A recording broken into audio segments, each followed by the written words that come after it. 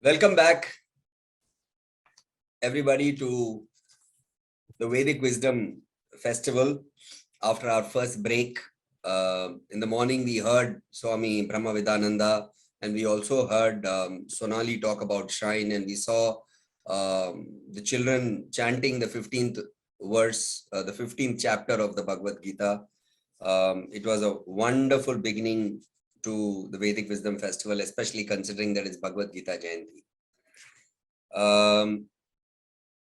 There are two things that are constant in the Vedic Wisdom Festival.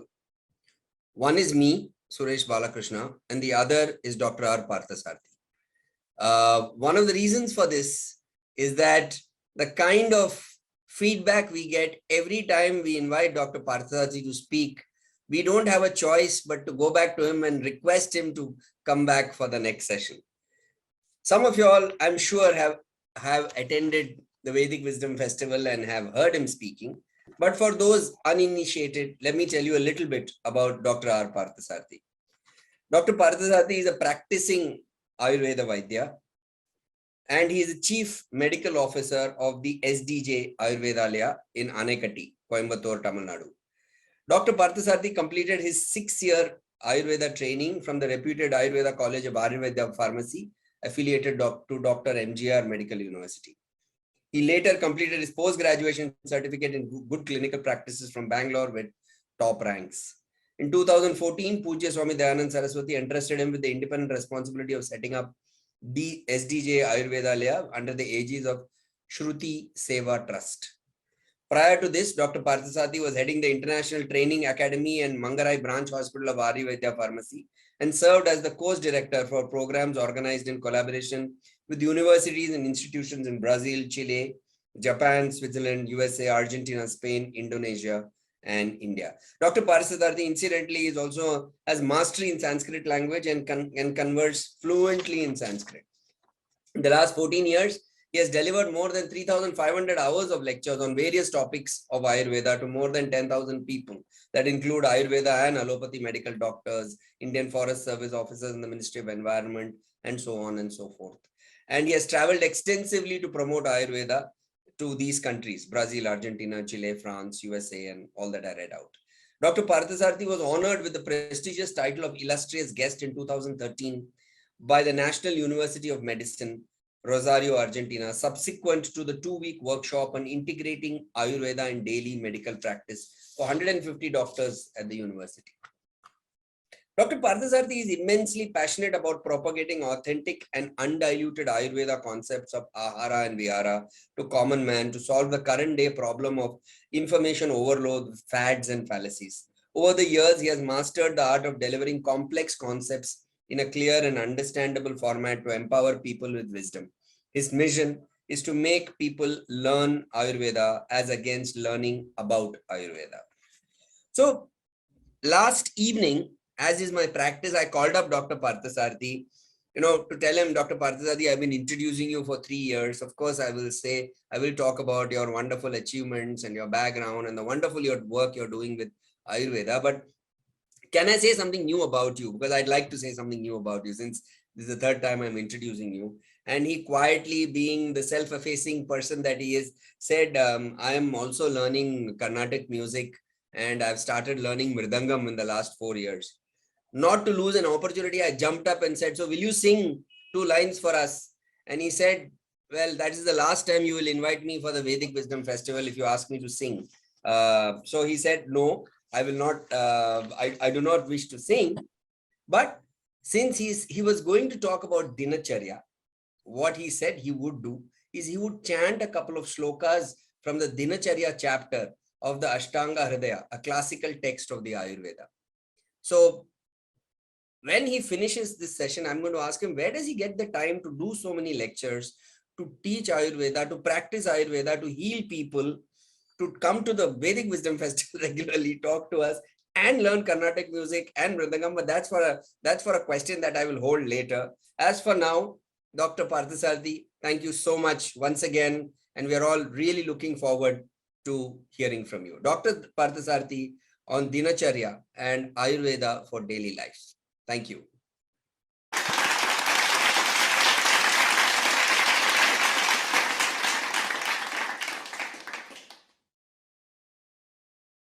Thanks a lot. Thanks a lot for the wonderful introduction, Ji. So it's an honor to be present again in the Vedic Wisdom Festival. So just I thought we'll directly go into the topic. Topic is Dinacharya. As Balakrishna Ji mentioned, Suresh Ji mentioned, maybe chanting few shlokas from Dinacharya, Gita Jayanti. Interestingly, Bhagavad Gita and this Shastra, that is this text that we usually learn, follow the same chanda, same metrics. Like you can, the shloka, if I chant, it would sound like a Bhagavad Gita shloka many a times for those who don't know much about Bhagavad Gita. So interestingly, today is also a Gita Jayanti. So it's a coincidence actually. I did not plan that way. And also this can also make someone understand that Ayurveda is explained in such verses. Nowadays, what we get in the so-called books of Ayurveda explaining that this is all diluted information from these shlokas. If they are not diluted, well and good. But if they are diluted, then there is no other option. We'll have to go to the root texts, that is Ashtanga Hridaya, Ashtanga Sangraha, Charaka Samhita, Sushruta Samhita, etc.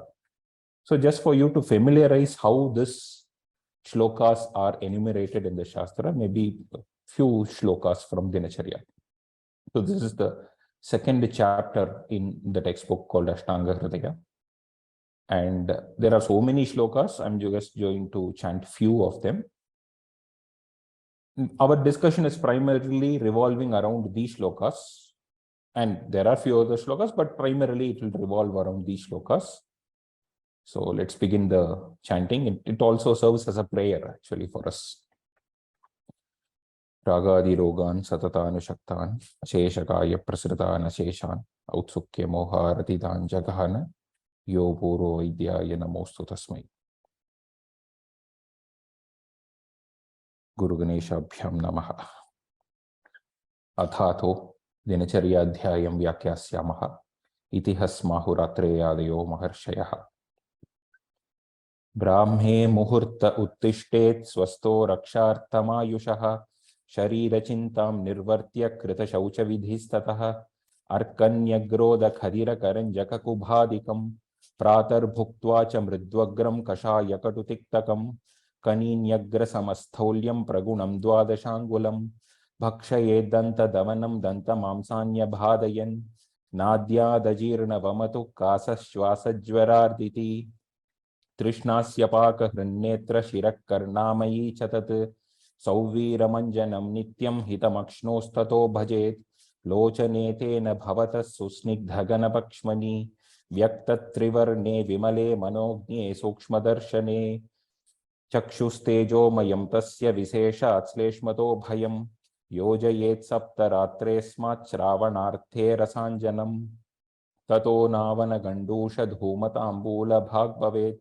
Tambulam Kshatapittasra Rokshot Kupita Chakshusham Vishamurcha Madartanam Apathyam Soshinamapi Abhyangamachare Nityam Sajarashramavataha Drishti Prasada Pushtyayus Swapna Sutoktadartyagrit Shirashravana Padeshu Tam Visheshena Prayojayet Varjyo Bhyanga Kabagrasta Krita Samshudhyajirnibihi Laghavam Karma Samartyam Deeptognirmeda Sakshayaha Vibhaktaganagatratvam Yayama Adupajayate Vata Pittamayi Balo Vruddho Jirni Chatam Tyajet Ardha Shaktya Nishevyastu Bali Bhisnigdha Bhojibihi Sheetakale Vasante Cha Mandameva Tatonyata Tam Kritva Nusukam Deham Mardayecha Samantataha As Trishnasya Paka Hrinnetra Shirak Karnamayi Chatat Ati Vyayama Takkaso Jwaras Chardis Chajayate Vyayamajagadvastri Hasya Bhashyati Sahasam Gajam Simha Ivakarshan Bhajan Nati Vinashyati Udvartanam Kapaharam Meda Sapravilayanam Sthiri Karanamanganam Tvakprasadakaram Param Deepanam Vrishyamayushyam Snanamurja Balapradam Kandu Malashramasveta Tantra Triddaha Papmajit Ushnambuna dakkayasya parisheko balavaha tenaiva tuttamangasya balahritkesha chakshusham. Shri Vaidya Simhagupta Sulu Vakpata Virachitayam Ashtanga Hridayam Vitayam Sutrasthane Dinacharya Nama Ashtamo Dvidiyodhyaya. So this is just a few shlokas as I had mentioned. Now going into the discussion which is going to revolve around these shlokas, I'll take these shlokas wherever necessary. So Dinacharya is actually not a new phenomenon in Ayurveda. Dinacharya is something, it's not something that has been untold. It's not an untold phenomenon. It's not something new. It is so simple that each and every one of us do it or practice what is explained in Dinacharya on a daily basis. But the problem is we are not practicing it correctly. There are a lot of problems, errors, and imperfections in every single activity that we do. So it's not an exaggeration to tell that there are imperfections and errors in every single activity that we do. Activities during the day starts from waking up until going to bed. So in between this, you can imagine how many activities we perform, how many things we do, right from waking up, urinating, doing that, brushing, evacuating, napping, eating, exercising, so many things that we do. Every single move that we do, physical activity that we do is being covered in the context of or the concept of Dinacharya. As I told you, there are imperfections in every single activity, but our ancestors were not following these activities of the day, regimen of the day with imperfections. They were practicing it so perfectly. If I ask you how our ancestors could do it, there can be varied answers, but the most simple answer is they were more connected with nature and we lack that connection with nature. Our ancestors were precisely following everything mentioned in the Shastra. They did not know even what Ayurveda means. They did not hardly knew the spelling of Ayurveda, but still they could practice everything as explained in the Shastra in their daily life, right? From waking up until going to bed, and every single simple activity was in tune with the principles of Ayurveda. If you retrospectively analyze how that could be possible, the one and only reason is connection with nature, because nature gives us lot of insights, lot of whispers of how things has to be done. So nature, meaning for us in this context of understanding, nature is nothing but a day and night. How a day starts, what happens during the day, how night unfolds, what are the different changes happening around us during this day and night. The next slide or in the coming slides, I am going to highlight what is really happening in day and night. Actually, it might be something new for many of us. It might be something new. Oh, is this happening during the day? Is this happening during the night? You might not even thought about it, or you might not have, you might not even thought about it basically, probably. So we will try to go deep into that and see that simplicity and realize what is happening. And we will try to connect more with the nature. So connecting more with the nature gives us more freedom to practice Ayurveda naturally, more than going and studying a Shastra and memorizing the shlokas, not necessary. Just being connected with the nature will help us follow Dinacharya without even following Ayurveda texts and scriptures. But if we can do both, then nothing great like that. So we'll try to do the best of both. And if we try to analyze, if we analyze why we are unable or why we are having this daily regimen with a lot of errors and imperfections, why every single activity of ours is problematic. If we try to analyze, as I told you, our connection with nature is gone. And modernization, with modernization, there are a lot of things that has improved and we are benefiting with modernization. But in this aspect of health, modernization has actually disrupted or disturbed our health. Just a scenario, your children, people who are here in your, who are parents here, if you ask your children, especially the teenage children, sleep at 9:30 and wake up at 4:30 and 5 o'clock in Brahma Muhurta, they will laugh at us. It is, what are you talking? Where are you from? Are you an alien? Will be a question to us. We will be aliens if we tell our children that, okay, we have to get up at Brahma Muhurta. They'll see like we are like unusual human beings. And unfortunately, even in the previous generation, there are a lot of things which were followed, but there was that is our generation, parents here, we actually dismissed a lot of things believing it as superstition. So that has naturally led to this gap between what is to be followed and what is followed. And there is a herd mentality that what most people do, we do it. That is how a fashion emulates. That is how a fashion develops. What most people do, the whole society starts doing it, the whole country starts doing it, and it becomes a fashion. And there is an information overload.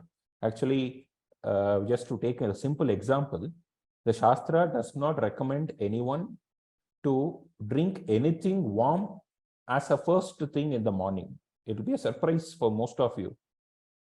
You should not drink anything warm as a first thing in the morning. It can be body temperature or it can be room temperature. It cannot be warm.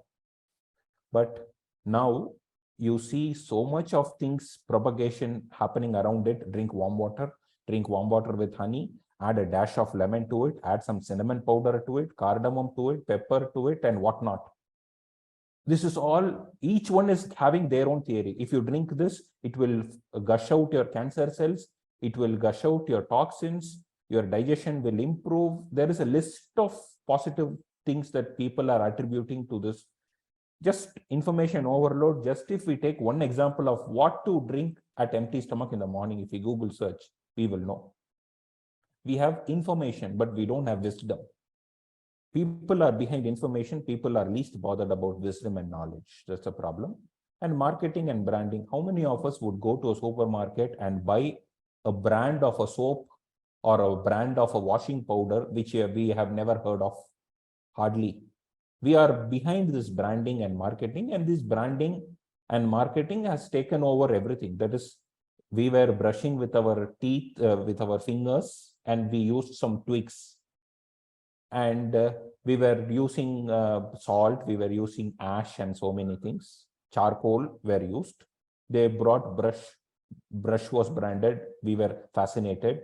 Then toothpaste, tooth powder. Then why tooth powder? There is a comfort in toothpaste. Again, we went along with it. And finally, it went on with a lot of changes. And now, does your toothpaste have salt? Is your toothpaste having charcoal? Is your toothpaste having ash? Now toothbrushes are with charcoal. So they disrupted what we were doing. It went a huge turn, 360-degree turn, and they are coming back to what we were doing before, and we are paying for it. That is how the marketing and branding has disturbed our daily practices. This is just a simple example, but there are so many things around this. So in Dinacharya, what are we going to see is like detailing of every single activity. It is not that, okay, do this, get up at 5:30 in the morning, go to toilet, brush your teeth, do this. What's the point? We all know that we are doing it for so many years. What is special about Ayurveda and coming and telling first do this, second do this? It's not that. Every activity is explained with a logic and reasoning. If not directly mentioned, we'll have to decipher the logic and reasoning in a holistic way. So we will be, our attempt will be to decipher the logic and reasoning behind every single activity that is mentioned. Maybe it might not be possible to decipher every single activity, but we will be having a holistic view on that. So as a continuation of Dinacharya, the next chapter is Ritucharya. There are some fine-tuned customizations of what is mentioned in Dinacharya. For example, in Dinacharya, we could see Ushnambhunadakayasya parisheko balavaha, using warm water for the body, not for the head, for the body, strength of the body. It's a general rule. But in Ritucharya, in summer season, there is a mentioning Sichyamana Patalike, that is use cold water for bath. So that is a customization. There is a generalization, but the generalization becomes a customization in one particular season. So we cannot blindfoldedly accept everything that is told in Dinacharya, because we have to understand the holism into it. If we forget the holism, if we make it individualized, then the whole Ayurveda is wrong. Our understanding has gone for a toss. So there is a holism. We should not miss that holism. So this hot water is a simple example. Similarly, there are so many things where what is mentioned in Dinacharya is customized in Ritucharya. A simple example,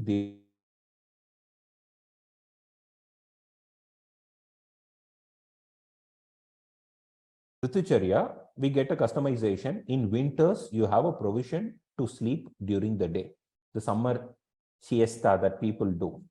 So what is the summer siesta? It is the provision of Ayurveda for a person to sleep during the day. Why one has to sleep during the day, we can discuss for 5-10 minutes about that topic. If possible, we'll include that in our discussion as we go forward. So what are we going to benefit with this knowledge of Dinacharya? How can we bring it to practice? This Dinacharya is actually a very small tweak for a great value. We are not making our life totally different. We are not telling that, okay, morning you should not brush your teeth, go and brush your teeth in the mid of the day. No, we are not doing that. We are doing some simple tweaking, but that simple tweaking can give you amazing value and amazing benefit. A simple example, I can give you 2-3 examples. I've seen people, especially people from European countries, mentioning that they will have their breakfast, early breakfast. After their breakfast, they will have some household activities, or immediately after their breakfast, they go for their bath, and after their bath, they go for work. The Shastra mentions bath should be definitely before food. Before food, if you take your bath or a shower, it is going to enhance your digestive process. It is going to prepare your digestive system for a better digestive process. But if you take bath or a shower immediately after food, or quite like half an hour, 20 minutes after your food, when the digestive process is still picking up and still starting, it is going to hamper the digestive process. It is bath, but the bath before food can benefit your digestion, and bath after food can hamper your digestion. It's not some magical effect. There are theories, there are clean understanding concepts explaining this. The concept is Deepana and Pachana. Bath is having a property called Deepana. It is not having a property called Pachana. Deepana is enhancing the digestive fire. Pachana is a capability to digest what is in the process of digestion, what is in the process of getting digested. So bath is not having a property of Pachana, it is having a property of Deepana. The chanting that we did, Deepanam Vrishyam Ayushyam Snanam Urja Balapradam. Deepanam Vrishyam Ayushyam. Snanam itself is Ayushyam. Urja, it increases our energy levels. Balapradam, it offers Bala. Ashtanga Sangraha mentions Snanam Pavitram Ayushyam. Pavitram, it's auspicious. That is why we take bath before every auspicious activity, we take bath. Even bath has so much of importance. Kandu, Mala, Shramasveda, Tantra, Trit, Daha, Papmajit. Papmajit, it reduces Papa. So there is a practice, if someone by mistake, even if we do a Papa Karma, there is a practice, we pour water over our head, take bath. So these were all common practices. Why is it under practice? Because the Shastra enumerates all that. So we have had people who have chronic sinusitis who never get a solution. We give all medicines, no results. But finally, we get to see that that person had a habit of using really hot water for head. That is, Western countries, you open your shower, hot water falls on the head directly.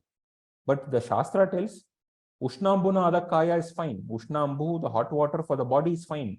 Tenaiva tuttamangasya. If you use the same hot water for the head, bala hrit. Hot water for the body is balakara, produces bala. Hot water for the head, it reduces or depletes the bala, the strength. This heat, the head is a sthana or the location of kapha. Kapha is good kapha. I'm not talking about bad kapha. Head is a sthana of kapha. When there is heat, the kapha gets liquefied. The kapha gets liquefied, meaning, for example, in Ganga, there will be ice. In summers, the ice will get melted and there will be a pravaha of water. Even heat can cause a pravaha.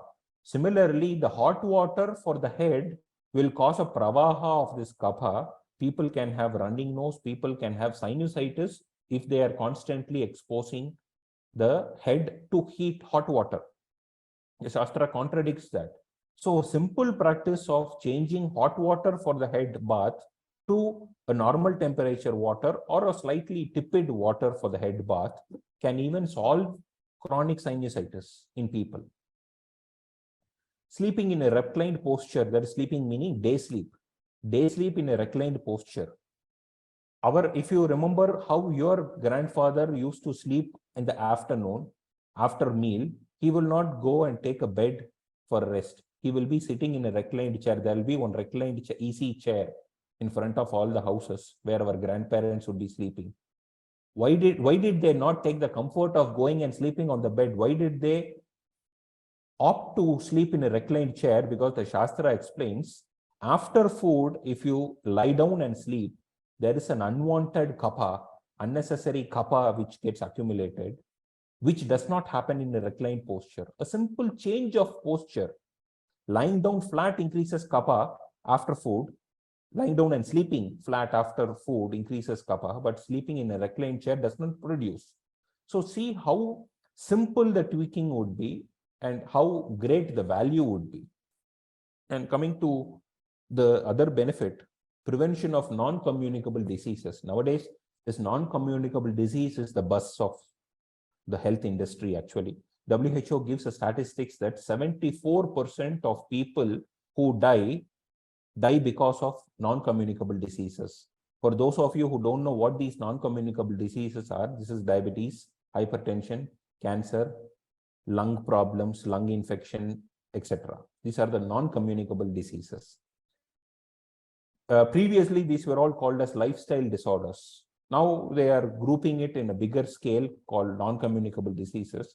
And another statistics of WHO is that people who die prematurely, according to WHO, people who die less than 70 years of age are called as premature. It's called as premature death. 86% of premature death, that is people dying before the age of 70, are dying because of non-communicable diseases. If one could follow Dinacharya and Ritucharya properly, this non-communicable diseases can be definitely kept at bay, because you are going to realize as we go forward, you are going to realize how these non-communicable diseases are caused. So next, nowadays, there is a so-called awareness in people that they want to improve their lifestyle. Most of the people who opt Ayurveda or who are here to know about Ayurveda is that you will be having a thing in the background that I want to improve my lifestyle. I want to change my lifestyle. So this changing our lifestyle is actually the need of the hour with all people. And when we have this question, how can I change my lifestyle? We have Dr. Google. We will search what is the good lifestyle. So we get to know some good lifestyles and we practice those lifestyles, which is the herd mentality lifestyle. And those lifestyle backfires us badly. Just to give you an example, if you see good lifestyle, the first thing that is being promoted as good lifestyle is exercise. No matter what you do, you have to exercise. No matter how you are, how energetic you are, how weak you are, you have to exercise, build your muscle. People with 75, 76 years of age are coming for consultation and asking, I want to build my muscle by doing exercise. Can you support me doing exercise? The Shastra tells Vriddha should not exercise. So people at 76 are willing to build up muscles by doing exercise, which is contradiction. They tell everyone have to do exercises. No matter not, if you are not getting time in the morning, do exercise in the night. It's promoted, and we see people doing it. I've seen in countries like Brazil, USA, somewhere in New York, I saw people were working out like 8 o'clock, 9 o'clock in the evening, like working out mad with transparent glasses in front. I used to see how bad the practice is, how directly it is opposite to the principles of Ayurveda.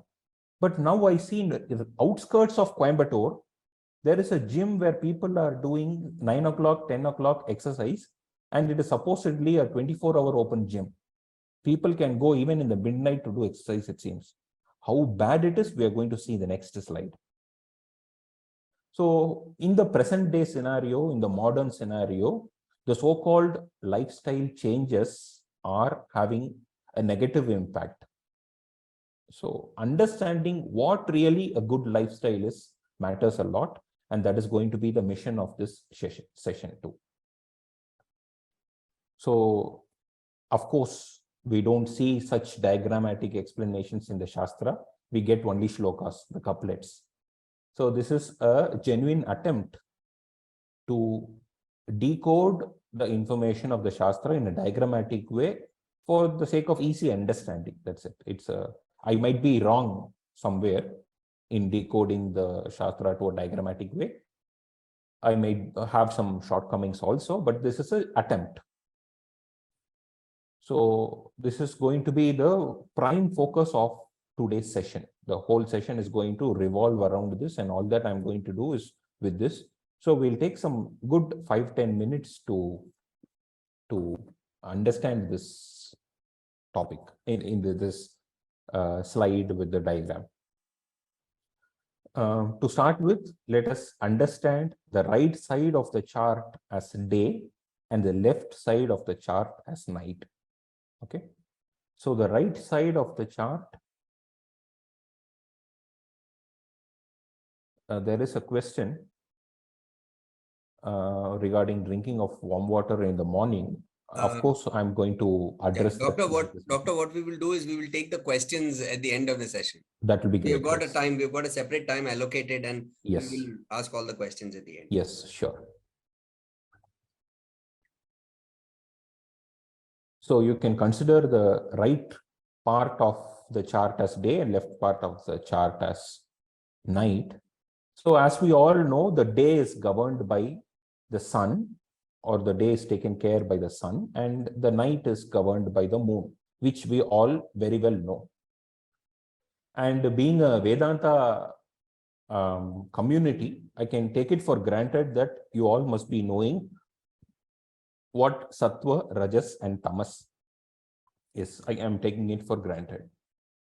So the sun contributes to the properties like Tikshna, Ushna, Ruksha, that is the sharpness. We all know how sharp the sun is. We all know the Ushna, the heat of the sun, we need not explain, needless to say. And Ruksha, when there is a heat, there is a dryness that generates, which we all very well know. It's a very good, I have a very good example for North Indians, because chapati, when you have a chapati, when you give excessive heat for the chapati becomes a kakra, which is dry. So the dryness develops when there is excessive heat. So this is the property that the sun contributes to the environment, and the moon contributes the opposite properties, that is Saumya, there is a pleasantness. We always can feel the pleasantness when we go out and watch the moon from a terrace. All of us would have done at some point in our life. And there is Shita, there is coldness, which you all know, we have experienced. There is Snigdhata, there is unctuousness. Unctuousness is a difficult word to explain, but as we go forward, moistness, a combination of moistness and oiliness is unctuousness, Snigdha. Snigdha is Sneha. Sneha is also expressed as love. Joining together, coming together is Snigdha. So during the day, there is rajas which is dominant. During the night, there is tamas that is dominant. So rajas is dominant during the day and tamas is dominant during the night. And it is because of the grace of tamas, we are able to slow down to the extent that we go to sleep. If someone is not having tamas adequately, someone is not having appropriate tamas, cannot sleep in the night. So rajas and tamas are always portrayed as something bad. Rajas, sattva, rajas, tamas is a part and parcel of us, but it is a problem only when they are out of range. So it is not, sattva and rajas are not bad attributes. If you don't have rajas, appropriate rajas, you will not be listening this session, rather you will be dozing off now. You will be dozing off, you are unable to listen. Your activeness during the day, your your capability to do various things during the day, talk, listen, do this, plan, execute, all this is because of the grace of rajas. You're able to sleep, slow down, relax, etc. It is all with the grace of tamas. So rajas and tamas are not bad entities. They are a part and parcel of us. They are a problem only when they are out of range. So this rajas makes way for a lot of activities, lot of productivity. And in the process of activity and productivity, we lose our energy. Okay. So we lose our energy during the day. And where do we gain the energy? We gain the energy during the night. So the adana happens during the day. That is, loss happens during the day. The visarga happens during the night. Visarga is to gain.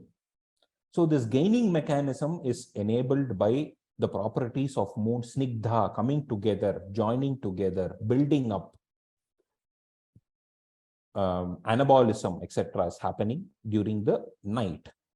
Even in the modern perspective, the cell multiplication, cell repair, the cells gets damaged during the day and the cell repair happens during the night. Even modern science accepts this.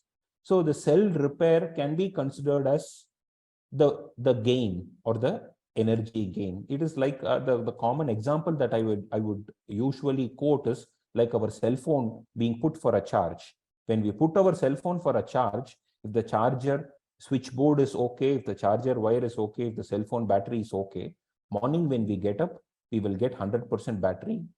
We are free to work.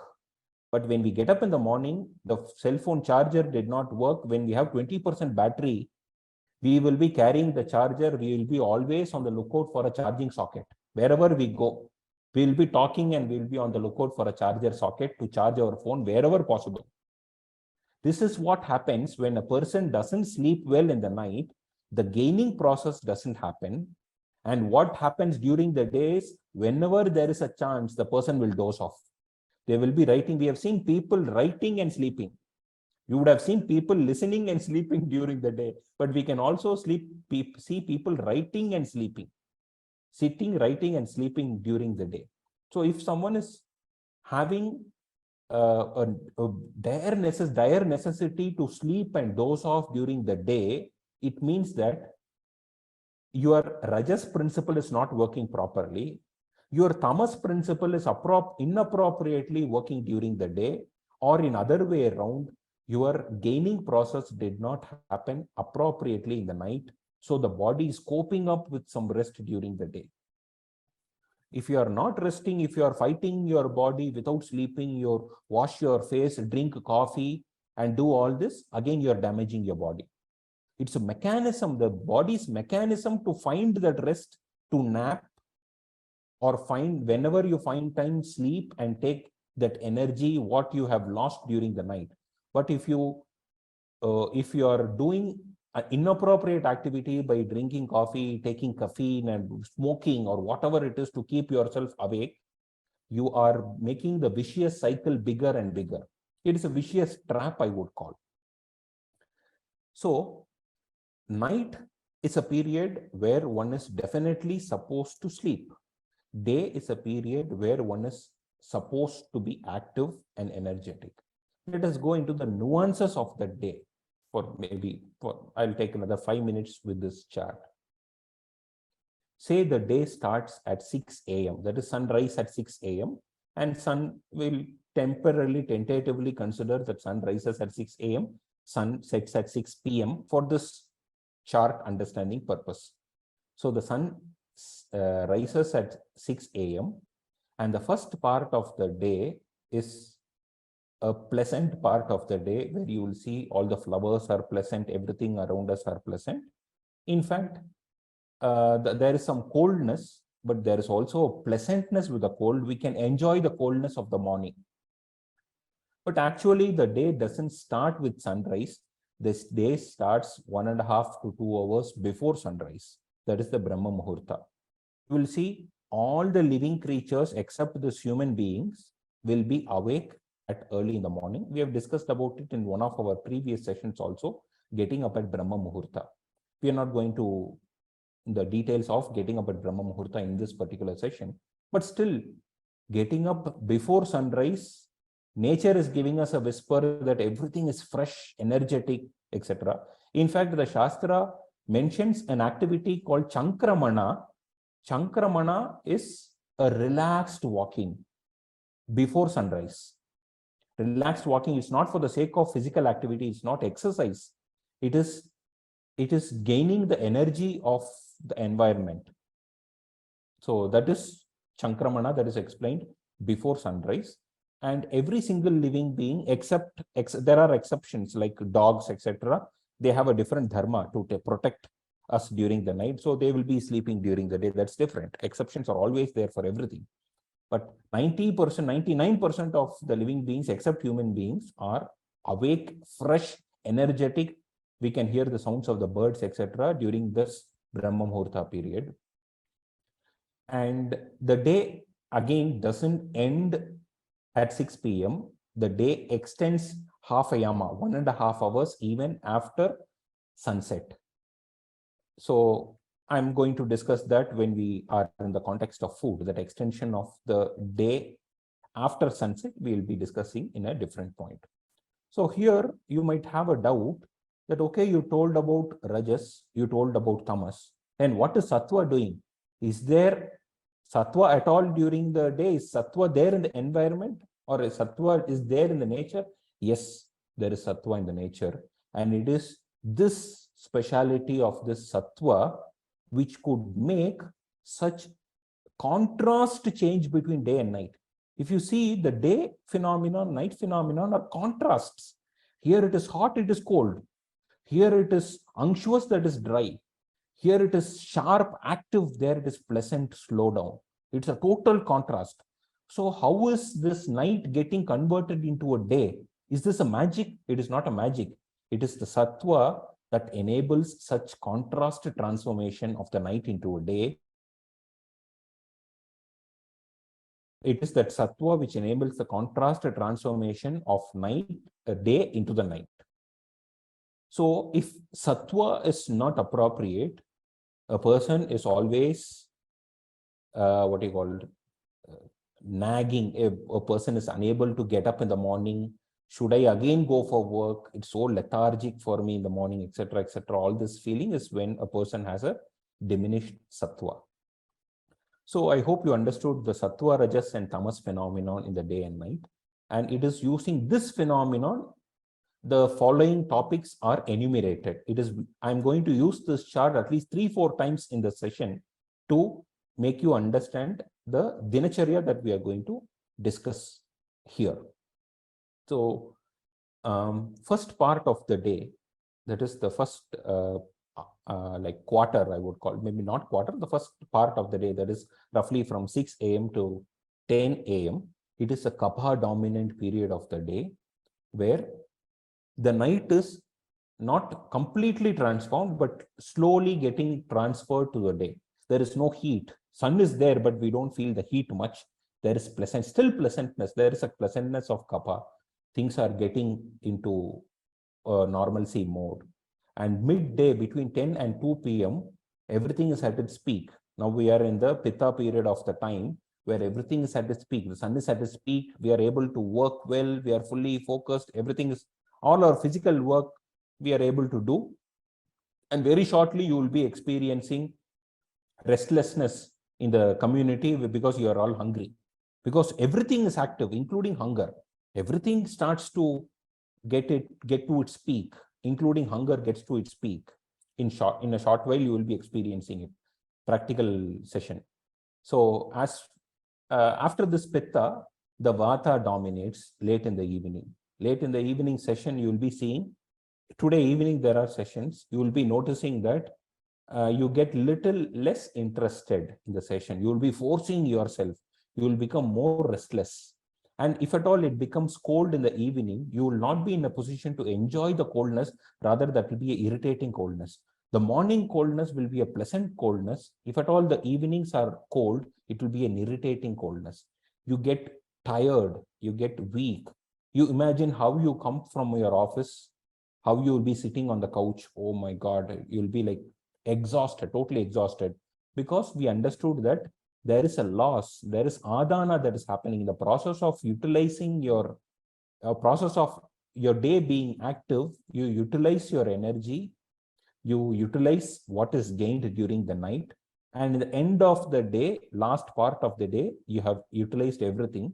On another terminology, I could mention that your battery is 20%. Morning when you went out for work, with full night charging, your battery in the phone was 100%. After all that activities in the phone, calls, messages, mails, movies, WhatsApp, etc., your battery is 20% in the evening. So you need another charging, and the charging will happen after you go home. Okay. So this is an outline of the day and night. And if you have understood this outline, I'm going to enumerate this day and night, which with every single activity that we are going to see. So Sandhya, you all know what Sandhya is. For example, Sandhya is a union. So the day becomes a night, that adjoining period is Sandhya. The night becomes a day, that adjoining period is Sandhya. We all do Sandhya Vandanam, no? Sandhya Vandanam, we do prayers, etc. during this Sandhya period. What does the Shastra talk about Sandhya? Sandhyasu abhyavahara stri swapna adhyayana chintanam. What has to be avoided in Sandhya? In Sandhya, one should not eat. Sexual activity is forbidden. Sleeping is contraindicated. Learning and thinking should not be done in Sandhya. Sandhya Kala. One should not learn. One should not even think. Chintanam should also not be there. But how many of us would realize that, okay, we should not learn in Sandhya? Think about our grandparents. Our grandparents will never tell, it is a time to light the lamp. Come, let us all sit and read, sit and learn. Come, take your books, do your homework. None of our grandparents would do. If you remember well, our grandparents will tell, it is a time to light the lamp. Come, sit in a row, all our grandchildren sit in a row. Let us do some bhajans, let us do some prayers, let us do some parayana. We will be praying. Praying is something, praying, meditation and things like that are advised during Sandhya. Never we were forced to do learning, thinking, planning, etc. Nowadays, we see people that I get up in the morning, the day is very fresh. I start my work very early in the morning because I'm more productive. Maybe you might be more productive because it is Brahma period. Expansiveness. There is a lot of expansiveness at the level of mind. The Briha is Brihati Karanam. That is expansion. Briha Dhatu itself is expansion. There is a time of expansiveness even at the level of mind. So you can be productive. If at all you do it, you can be maybe productive in your work. But that is not a time for productivity. That's a time for self-productivity, self-utilization, where you chant, you meditate, you do some self-retrospective activities. But that is not a time to learn. That is a time to do parayana. You can do parayana, chanting, but that is not a time to memorize. So Sandhya is a time for all prayers, chantings, meditations, etc. But that is not a time to learn, do some productive activity, planning of work, etc. Even thinking cannot happen. No thinking is nothing but meditation. So meditativeness is what is advised in Sandhya period. I hope you understood what Sandhya period is with this chart. So again, in 1.5 hours, taking Dinacharya as a topic, it's quite extensive. It's impossible. If it is possible, then I have to just touch each point, tell you do this, do that, do this, don't do this. That there is no point in doing it. So the Shastra explains pillars of health as Ahara, Nidra, Vyayama, and Brahmacharya. So let us take these 4 topics to discuss Dinacharya is what the thought is. So Ahara, Nidra, Vyayama, Brahmacharya. Ahara, food, Nidra is sleep, Vyayama is physical activity. Brahmacharya is always a controversial topic. People tell that our abstaining from sexual activity is Brahmacharya, but that is not the case. Brahmacharya is a bigger concept, and interestingly, Acharya Charaka has mentioned Abrahmacharya as pillars of health. This is Ashtanga. Sushruta and Vagbhata has explained Brahmacharya as pillars of one of the pillar of health, where Charaka has mentioned Abrahmacharya as a pillar of health. So we are not touching Brahmacharya or Abrahmacharya here. Let us focus on Ahara, Nidra, Vyayama in this session. So Ahara, in context of Dinacharya, we see Ahara is explained after a lot of activities. Get up in the morning, evacuate, brush, do that, apply oil, do exercise. After everything is done, the first point is Jirne, Hitam, Mitam, Chadyat. Jirne, if you have digested the previous meal, you are eligible to eat. Hitam, eat what is conducive. Mitam, eat in a right quantity. So Jirne, Hitam, Mitam. So these are like golden words. If one can follow this, one can have amazing benefits in terms of digestion and health. So even before that, in Brahma Muhurta, getting up at Brahma Muhurta, Acharya Vagbhata in Ashtanga Sangraha mentions Brahme Muhurta Uttishtet Jirna Ajirna Nirupayan. Get up at Brahma Muhurta, analyze your Jirna Ajirna Avastha of the previous night's food. If you have eaten your previous night's food, when you get up at Brahma Muhurta, if you still feel the previous night's meal is undigested, you are not eligible to get up at Brahma Muhurta. You have to go back to sleep. Going back to sleep is a Papa Karma. Sleeping in Brahma Muhurta is Papa Karma. No, needless to tell. Brahme Muhurte Yanidra Punya Kshayakarini. All the accumulated Punya gets depleted by sleeping in Brahma Muhurta. But you have to deplete the Punya. Excuse me. You will have to get back to sleep if you have digested the previous meal. I have had many questions. People ask me, how do I know that I still have my previous meal undigested in my stomach or not? It is so simple. You analyze 1 or 2 days, you just focus it. You have a heavy meal late in the night, next day you will realize it. It is such a simple phenomenon.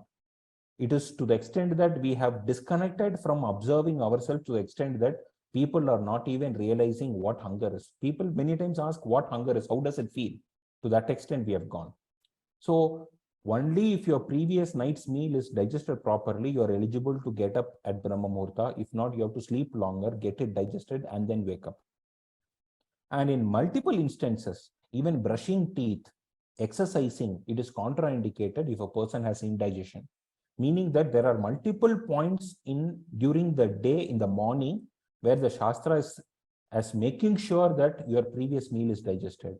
In spite of re-emphasis, again we get an information that Jirne, when food is started, the first prerequisite Jirne, have you digested the previous meal, is the first requisite.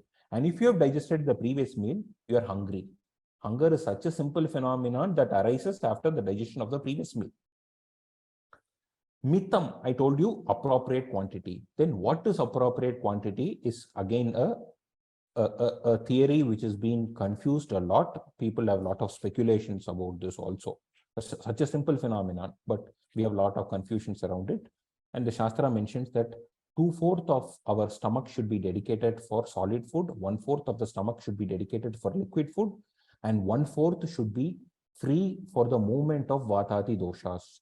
If we don't have that 1/4 quadrant free, our digestion process is not going to happen properly, meaning we are not going to get energy properly. meaning we are not going to have the next meal hunger properly, meaning we are a prospective candidate for lifestyle disorders and non-communicable diseases. Such a simple phenomenon, leaving 1/4 of the quadrant free. How do I realize that 1/4 of the quadrant is free? Should I always take some scanning machine with me to analyze is 1/4 free or not? No, not necessary. There are very simple phenomena, that is satisfaction, trupti. So trupti is something that arises when we eat food. Trupti arises, and when we stop, that is for sure 1/4 of the quadrant is free. Even after getting satisfaction, if you, for example, today's lunch, you have a mindful process of eating, you will have satisfaction. If you stop there, analyze how it is, and after that satisfaction, take one more serving, you can comfortably take one more serving. So trupti and being full is not different, are totally different. People tell, eat stomach full, one has to eat. No, stomach full, one should not eat.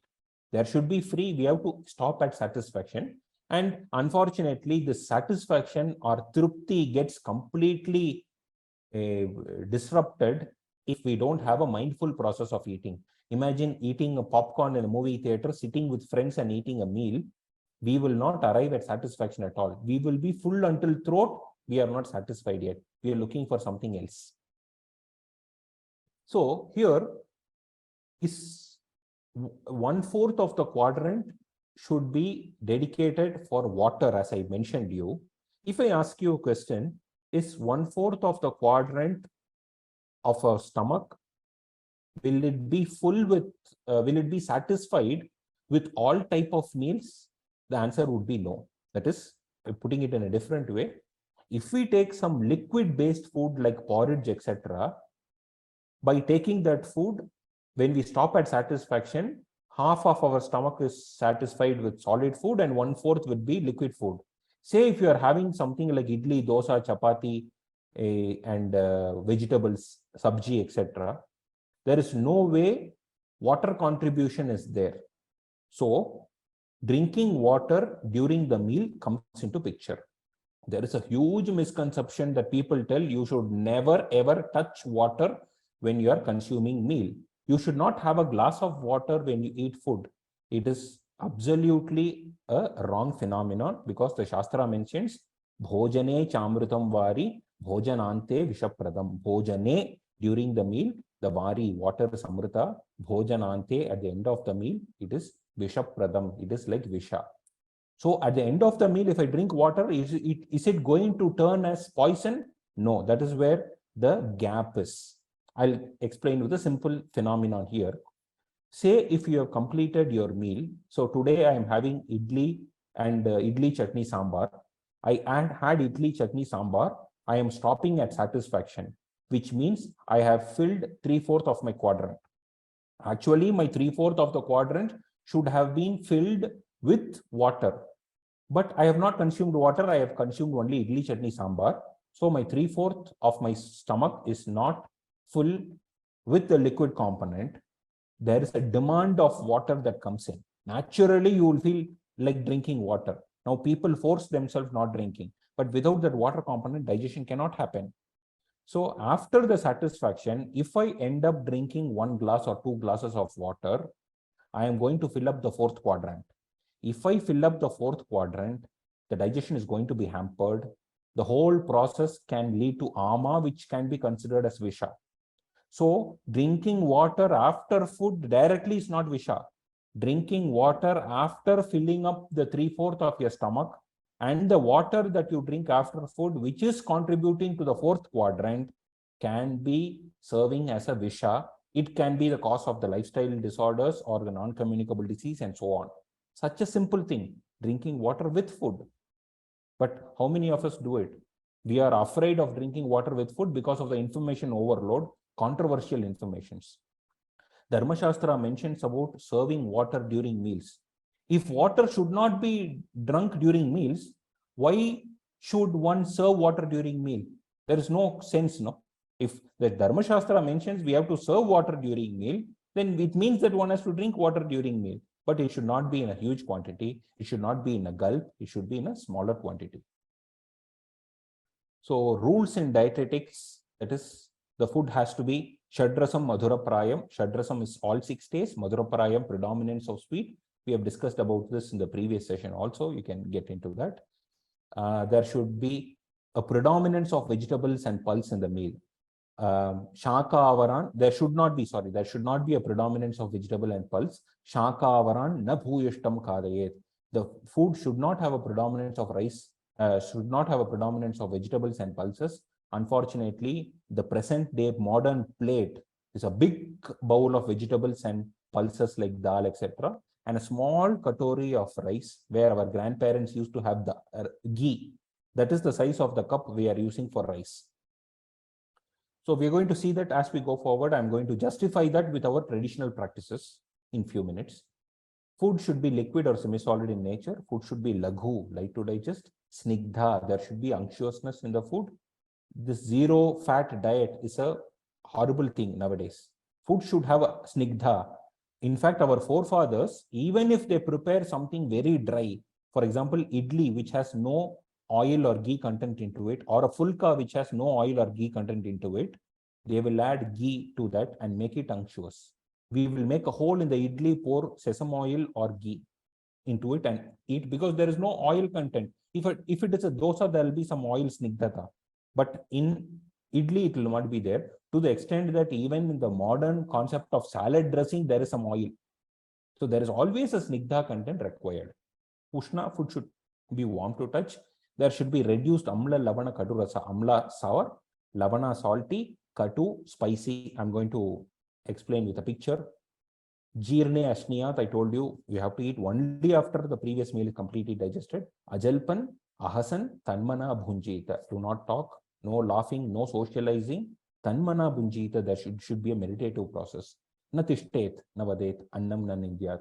Never stand and eat. Nowadays, we stand and eat in the buffet. In the so-called sophisticated marriages and functions, we stand and eat. The Shastra, it is a strict no to stand and eat, sit and eat. In fact, the Shastra mentions that we should not have the meal even on a table and eat. Even when we sit, should not keep the food on a raised platform on the ground and eat. There is an explanation. Annam nanindiyat, we should not criticize food.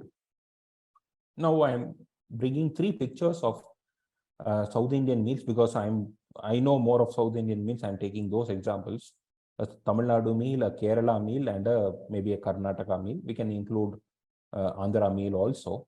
You see, the commonest thing here is a big banana leaf. Left corner is always the converging portion of the leaf. We will never serve it the other way around. It will always be on the left. The converging portion of the leaf will be on the left corner. And the commonest thing that you can see is the rice wheat component will be served in the first, this area of the leaf. And what you can see on the left corner of the leaf will always be salt and pickle. If you remember any serving, salt and pickle will be served on the left corner of the meal. You see Tamil Nadu, Kerala, Andhra, Karnataka, whatever it is, pickle and this thing will be served on the left corner of the meal. Imagine you are sitting in front of this meal. You are using your right hand to eat. Then the most difficult access, using your right hand, sitting cross-legged with a leaf on the floor, is the left corner of the meal, where it is salt and pickle. This satisfies reduce amla, lavana, katu. Salt, spicy, sour food, reduce. So that goes to the left corner, where it is already served in little, you have difficult access. And again, an additional information, Ashtanga Sangraha mentions how the food has to be served, which part of the leaf food has to be served, what is the order of serving. To this extent, the Shastra explains. So what is the most easiest access for you when you sit in with this leaf in front of you, sitting on the ground? It will be the rice portion, or the rice chapati, ragi modde, whatever it is, that portion will be the easiest access, which means that should be a major portion of the meal. What is the second easiest access for you? It will be the vegetables, which will be on the top side of the leaf, the division portion of the leaf. Above that, you will have this vegetables. So that should be the second biggest part of the meal. And of course, adhu maduram ashniyat. The first part of the meal should be sweet. for our comfortability purposes, we are taking the sweet to the end, because if we take sweet in the beginning, we cannot finish the meal. Our plate will be unfinished. So with so much of greediness, we finish everything and then go for the sweet in the end, which is going to completely disrupt the digestive system. The digestive system, the body is so intelligent to the extent that if you have something heavy to digest like sweet, the body will stop you. Don't finish the whole meal. Stop here. This is enough. But we trick the system. We finish everything and then go for a sweet and then relish it. So it is against the phenomenon. Adhau maduram ashniyat. Even Tamil texts explain that first part of the meal should be sweet. Okay. Coming to Nidra, I think it's already 12:36, but there is nothing much. I'm just going to relate you. So I'm not going to take too much of time. So Nidra, here we already understood that the night starts at 7 p.m. There is a 1.5 hours extension of the day, and the night starts here. And the eligibility for someone to sleep is to have a proper tamas. If you are not having proper tamas, you will not be able to sleep.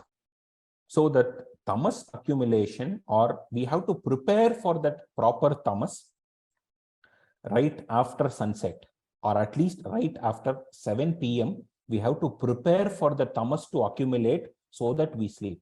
How do we accumulate this? Avoid all the rajas related activities, which means brightness. The sun's brightness is the responsible factor for rajas, which makes us active, or the sun contributes for rajas so that we are active. So the brightness is a factor. That brightness is always there in front of us in computer screens, mobile screens, bright light, etc. So this brightness is an opposite phenomenon of tamas. So if you are having everything bright around you, bright thoughts, bright lights, bright computer screens, you will not be in a position to sleep. See, this modern parlance, they call this melatonin, which is responsible for sleep, as dark hormone. It is called as dark hormone. This hormone is secreted in the pitch dark period of the night, whereas our Shastra mentions this time between 10 a.m. and 2 a.m. as Kali Yama. Kali is a representation of darkness. See how we are poetically relating things and making it understandable. Kali Yama, just like Kali cuts off the head, one has to cut off the head and sleep. That kind of sleep one should have in the between 10 a.m. and 2 a.m. Some modern people would tell that I need 8 hours of sleep. I will get that 8 hours of sleep, sleeping from 2 a.m. to 10 a.m., 2 a.m. to 1 p.m. It is completely going to disrupt our mechanics. The body mechanics would be completely disrupted, because this is a time dedicated for that. That is the nature is providing tamas. There is abundance of tamas in the nature. That tamas should coincide with the tamas of the night, which would enable us to sleep. So if we are changing that, we are going away from the principles of nature. If someone is not sleeping at the designated time between 7:30 and 5, 6, etc., we are away from nature. I told you, our ancestors were with the nature, we are away from the nature. This is one example. Our ancestors, after sunset, they will be dependent on simple light source. There is no activity that involves light. They get along with the nature's darkness, so they sleep well. None of our grandparents, none of our old grandparents had problem with sleep. Only our present day grandparents have problem with sleep. They're also with tablets and gadgets. That is the problem with sleep. So the emphasis is Nidra, there is a dedicated time. You cannot change the time, and you cannot sleep whenever you want, and whichever time slot you want is not available for us. If you are not following this time slot, you are not following, or you're not coping up with the principles of nature. And the extension of night is a time where we have allowance for dinner. Because when I tell night, everything slows down, your digestive process also slows down. So you are not eligible to consume food in the night. But nowadays what happens is, people sit in front of the screen, they induce this rajas. When rajas is induced, everything becomes active, including your digestive fire becomes active. 12 o'clock, they are waking up their mother. People are waking up their mother. I am hungry. 12 midnight, I am hungry, which means your rajas is activated. You are completely away from the principles of nature. The time slot dedicated for dinner is between sunset and around 7 p.m. So that is a time. And again, mind you, Sandhya is a time where you should not eat. Sandhya su abhyavahara. No, you should not eat at Sandhya. So around 6 p.m. people will tell, I will make it little more early. Why should I eat at 7? I will eat little more early. I will eat at 6 at sunrise. No, that's not a time. That's not an appropriate time. So Diva Swapna, as I told you, Diva Swapna sleeping during the day. Bala and Vriddha are exceptions. Bala is kid and Vriddha, old-aged people, they are exceptions for sleeping during the day. They can sleep during the day. But if at all you are sleeping during the day, sleeping before food or after food, if you are sleeping, sitting, reclining and sleeping is perfectly fine. But if you lie down and sleep, it is going to hamper your digestive process. At least for 2 hours after food, after lunch, one should not sleep. So Vyayama, Sharira Ayasa Jananam Karma Vyayama Ityuchade. Vyayama is a physical activity. Any activity that gives ayasa, tiredness to the body is called as Vyayama. In the current scenario, we see 2 kinds of people. 1, who don't do exercise, who are completely sedentary. 2, who do excessively exert themselves in exercise. We hardly see people in moderation, so we have to understand what moderation is.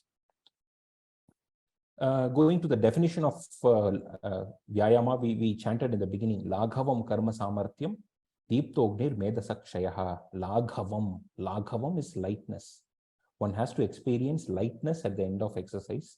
But nowadays, people who come from the gym and workouts, they don't feel the lightness. Instead, they are coming and lying down, sleeping for half an hour before they go to work, because they feel extremely heavy after doing this exercise. Karma Samarthyam, what next? What can I do next? That kind of a feel should be there. But unfortunately, people who do exercises, on the day when they go to gym, they are unable to do their normal work properly because they are extremely tired and weak. And Deepto Agni Medasakshayaha, it increases Agni, it reduces Medas, unwanted accumulation of fat, etc., etc. Yes, fine. But the main phenomenon is, if you are not having Laghavam and Karma Samarthyam, instead you are having an opposite, you are having Gauravam, you are feeling pain in the body, you feel heavy, you are unable to do the next activity, you are completely drained off, which means that you are not doing appropriately. Ardha Shaktya Nishevyaha. Before talking this, I would like to bring this phenomenon that in olden days, our daily living involved a lot of physical activity. Our daily living is full of machines. We have machines for everything to make our life simple. In olden days, there were no machines. Every aspect of our daily living involved physical activity, including collecting water for bath or daily activities or cooking, whatever it is. There were a lot of physical activities. We are now away. We don't have much physical activities during the day. So we have to increase this norm, which is Ardha Shaktya Nishevyastu Balivi Snigdha Bhojabihi. Do half the capacity. Who can do half the capacity? Balavan, who's a strong person, can do half the capacity. Snigdha Bhojabihi, one who's habituated to Snigdha Bhojana, one who's habituated to heavy food like ghee, fat, meat, nutritious, highly nutritious food can do half the capacity. In Shita Kala, in winter season, do half the capacity. Vasanta Kala, do half the capacity. I would increase this half the capacity to 3/4 of your capacity, because when people were doing a lot of physical activity in their daily life, an exclusive Vyayama, half the capacity is enough. Now we are totally, our life is completely sedentary. So when we get into physical activity, let us not stop at half, let us go for 3/4. But never one should do until you get the excessive exhaustion. That is, see the last line, Deha Vakchetasam Sreshta, Prag Shramat Vinivartayet. Prag Shramat, Shramat Prag. That is, even before you get exhausted, You have to stop certain activities. What are they? Activities of the body, activities of the speech, activities of the mind. All these activities you have to stop even before you are getting exhausted. The Shastra mentions that. So all these people who are strong enough, who are having good digestive capability, who have good nutritious meal, you do more exercise. Then people who don't satisfy the criteria do much lesser than this. That is, people who are not strong enough, people who are not habituated to fat-rich food, nutritious food, and people who are not in cold season, who are not in spring season, should reduce the food, should reduce the physical activity to a greater extent. Vata pittamaye bale vriddha ajirni tyajet. Bala, a young person, a child should not do exercise. Vriddha should not do exercise. As exercise, it can be minimal. Ajirni, a person with indigestion, should not do exercise. Vata pittamaya, people with vata pitta disorders should not do exercise. So there is a moderation. That moderation is not met now is the problem. So if you are not doing in moderation, you suffer with lot of negative problems. The Shastras enumerated. We have discussed about that in one of our sessions in the Vedic Wisdom Festival. So that can be a quick reference there. So now I have certain logical questions. So you all will be accepting that physical activity or an exercise drains our energy and it activates Rajas. Because we understood that heat of the sun activates Rajas. So when we do physical activity, the heat activates Rajas. I hope you all agree with me. So now I have 3 questions.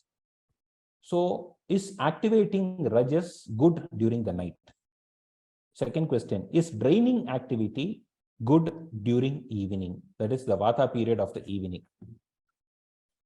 Is it okay to heat up our body with exercise during midday? Can one of you tell me? Unmute yourself and try to answer. Is Rajas, activating Rajas, good for the night? And why? Any one of you? Or should I give the answer? Yeah, I don't think it's very good for the night. Yes. Activating Rajas. That's my point of view. I mean, what I understand. If you activate Rajas in the night, you are not going to sleep. So doing exercise in the night is going to hamper your sleep. So you don't have provision to do exercise in the concept of night, in the concept of tamas. It's ruled out. The second question is it okay to do exercise in the evening, the Vata slot of the day? We just understood that in the Vata slot of the day, we have already exhausted. The cell phone battery is 20%. When the cell phone battery is 20%, you are doing an activity which makes the cell phone battery dead. Is it advisable? No. You cannot do physical activity in the evening. The Shastra doesn't allow you to do physical activity in the evening. Then midday, the Pitta slot of the day. The sun is already in the peak. The environment is heated up. Everything is heated up. When you heat yourself also up in the hot time of the day, it is contradictory. So the only time slot left for exercise is morning. The kappa slot of the day. Morning is the only time slot available for someone to exercise. So we cannot give an excuse telling that I don't have time in the morning, so I exercise in the evening. It is against the principles of nature. Yoga is different, because if you do yoga as yoga, you can do any time of the day. But nowadays people do yoga asanas as exercises. If you are doing yoga asanas as exercise, then you have to do only in the kappa slot of the day.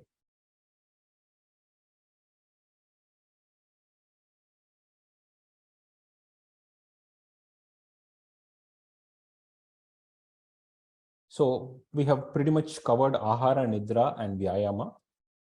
I'll be having some few minutes to answer your doubts, clarify you.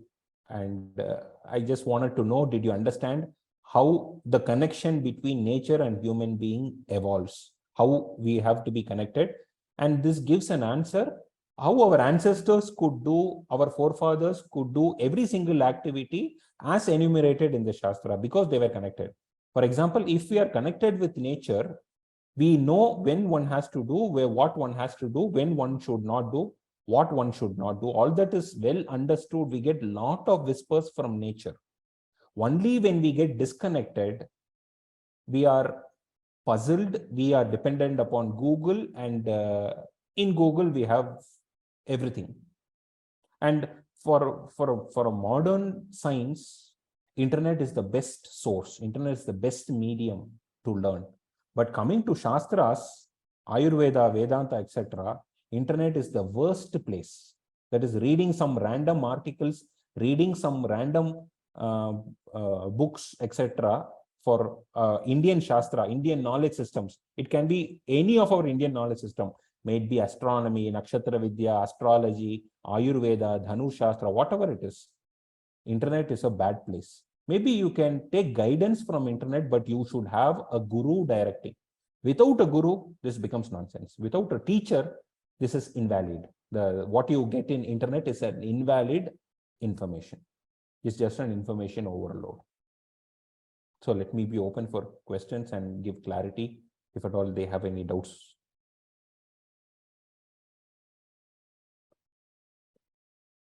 Thank you so much, Doctor. That was, as usual, very informative, fascinating, and it broke a lot of myths for us.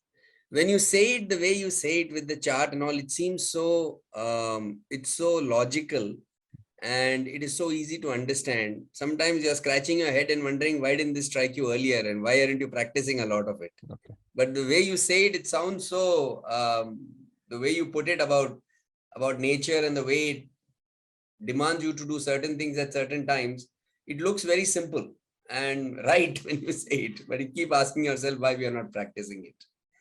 Lots of questions, Doctor. As usual, your session is always full of questions, but I shall ask some of them, and we will, like last time, we will try and send you the others, and if you find time, please do answer them too. Yes, please, certainly. So there is somebody who's asked, how does this knowledge adapt in the areas closer to the poles?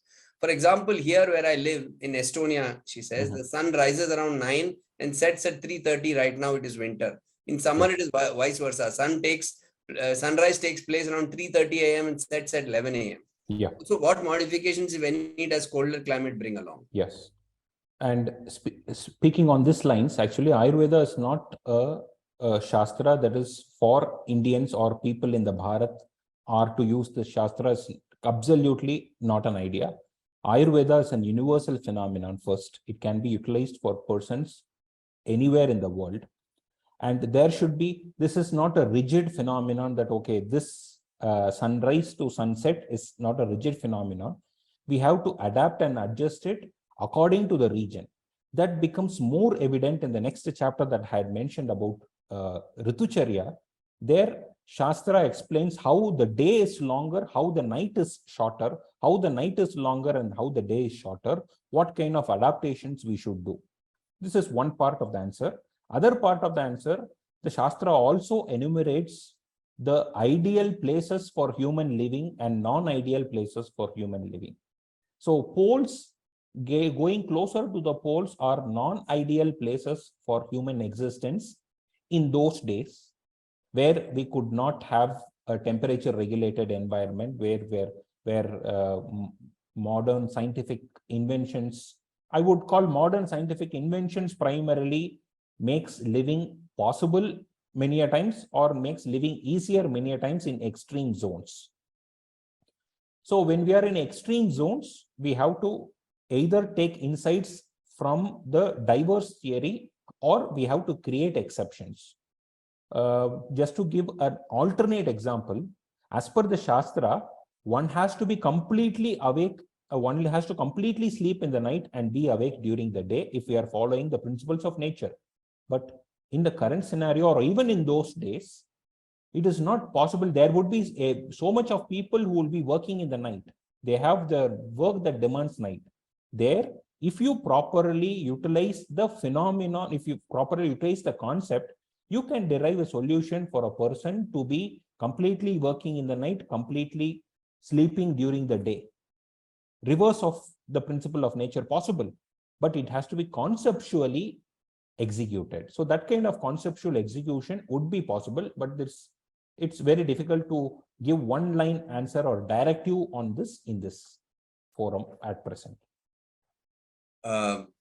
Doctor, another person has asked this. You're right. One of the first examples when you started the lecture itself, one of the first examples before you got into the day and all, you said about warm water in the morning. Yes. And that seems to be very, very popular with everybody. So somebody has asked that if we can't drink warm water in the morning, what is it that one should start the day with in terms of what is the first thing that should go into your stomach in the morning? See, again, is there any recommendation in the Ayurveda? Yes. I'm again going to the chart. If you go to the chart, if you remember the chart, night is a concept of tamas and day is a concept of rajas. There is a sharp contrast transition that happens between night and the day, the tamas and the rajas. But in spite of the contrast, you will see a gradual change. That is, cold does not become complete heat. Cold of the night, the moon of the night slowly transfers to sun. But when the sun arises, it is not sharply hot. It is still cold, pleasantly cold. It is kapha. There is a slow transition that is happening. So in that transition, Ushna Jala, hot water, as a first thing to the system which has experienced lot of tamas in the night, which has experienced lot of shita, tamas in the night, a coldness is a shock to the system. The hot water is a shock to the system. So what is a conducive substance for the system as a first thing in the morning? As a first thing in the morning is Ushapanam. The Shastra explains it as Ushapanam, drinking water as a first thing in the morning. Permissible quantities up to 730 ml. Up to 730 ml. No hard and fast rule that everyone should drink 730 ml. Up to 730 ml, 6 prasritas, if I'm right, one can drink. And it should be the body temperature. If it is hot, then the tamas of the night is going to get a terrible shock. The terrible shock is going to disturb the whole body mechanics and the whole chemistry of the body. The Shastra suggests, the direct suggestion of the Shastra that one can drink as a first thing in the morning is body temperature water, Sukoshna Kshira, the only warm substance, tepid substance that you are permissible to drink in the morning is milk that is slightly warm, or Madhutaka. Madhutaka is Madhu and Udaka, honey and water. And again, honey and hot water is a viruddha, is an incompatible combination. The worst combination that anyone can take is honey and hot water. That is in a different topic. Honey and hot water is a viruddha. Dismiss it directly. But in this context also, it should not be hot. So honey and hot water is definitely not a good idea. Honey and room temperature water is permissible as a first thing in the morning. For example, if someone tells, I have a medicine to drink in the morning, shall I drink first medicine? Our suggestion would be first to drink plain water and then at least give a gap of 10 minutes and then go for your regular practice of drinking hot water with lemon. Whatever you do, we are not, at least for a small change, first thing that enters your mouth, let it not be hot. It can be half a glass of plain water, or it can be water room temperature or body temperature ideally. Doctor, there are various questions, but all 2-3 people have asked, yes, what is, apart from Ashtanga Hridaya, are there any easy to read? Now, I don't know what that means, but easy to read books on Ayurveda where you can pick up this knowledge and can apply it. Is there easier? I presume they're asking, are there easier books than Ashtanga Hridaya, etc., to read on Ayurveda which will help? There 2-3 people have asked this question in different ways. But what are the text or books that you would recommend which will help? I can give you a list of easy texts, provided you have mastered Sanskrit, you know the Shad Darshanas, Sankhya, Nyaya, Vaisheshika, all that. If you are a master of all that, then there are a lot of easier texts. But without that background, any text will be a nonsense. Even if you take Ashtanga Hridaya, you will throw away. If you start reading Ashtanga Hridaya, now this Ashtanga Hridaya, Ashtanga Sangraha are available online PDF.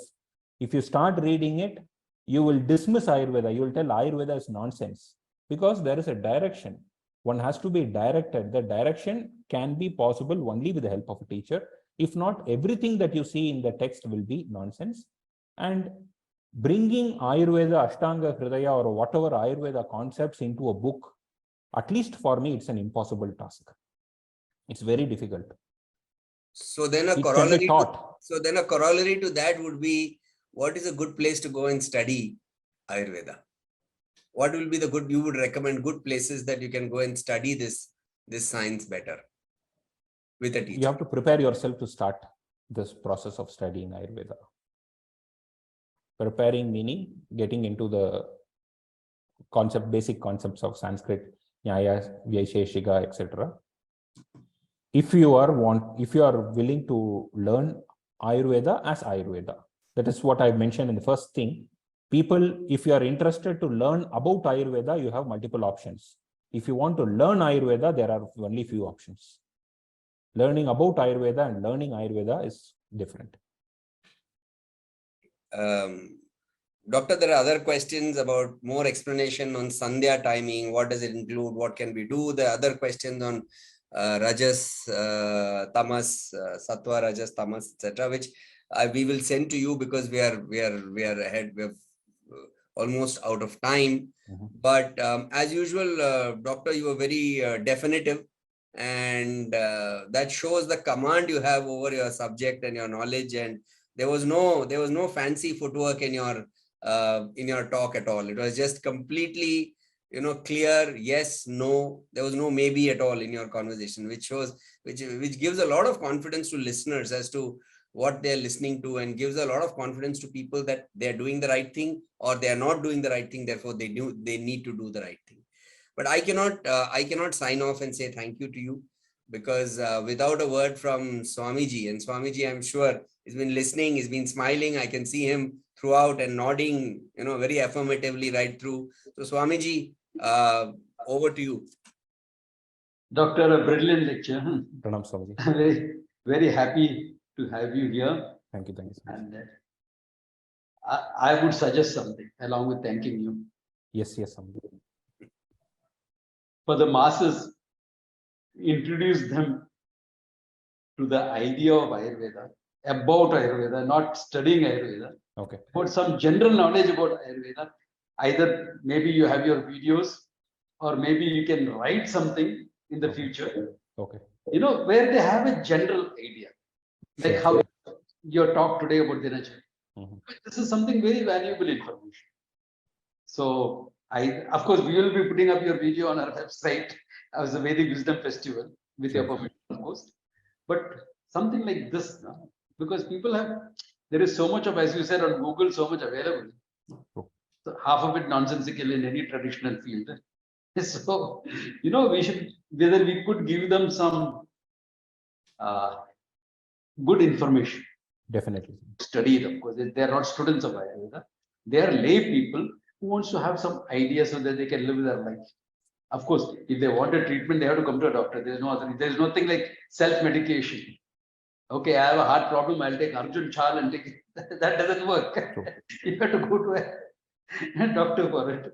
But some general understanding, about this subject matter, so that our cultural heritage can go forward better. Definitely. And I'm sure you have plenty of videos available, because so many talks. Maybe if you have a YouTube channel or a web channel, somewhere where you can access. Definitely. So, that will be a great service to all of humanity. Definitely. 100% I'll be doing it. Thanks a ton, Doctor. It's always a pleasure to have you. Thank you. Great blessings, Swamiji. Thank you. Thank you, Doctor. Thank you. Thank you to Swamiji's and Swaminis. Pranams to everyone. Thanks for patiently listening, everyone. Thank you. Thank you, Doctor.